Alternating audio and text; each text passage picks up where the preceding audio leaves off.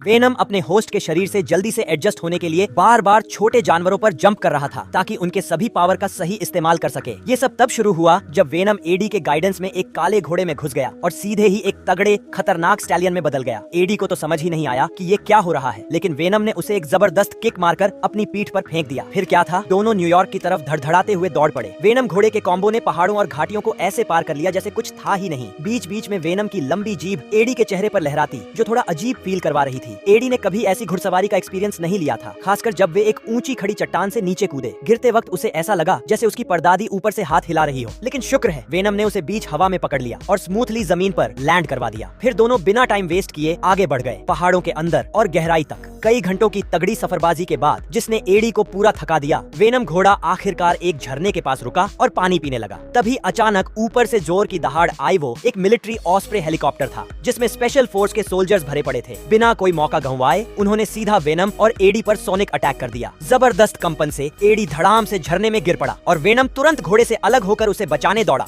लेकिन तेज बहाव ने एडी को अपने साथ बहा दिया। अब वेनम पूरी जान लगाकर अपने बेस्ट बडी को पकड़ने की कोशिश कर रहा था।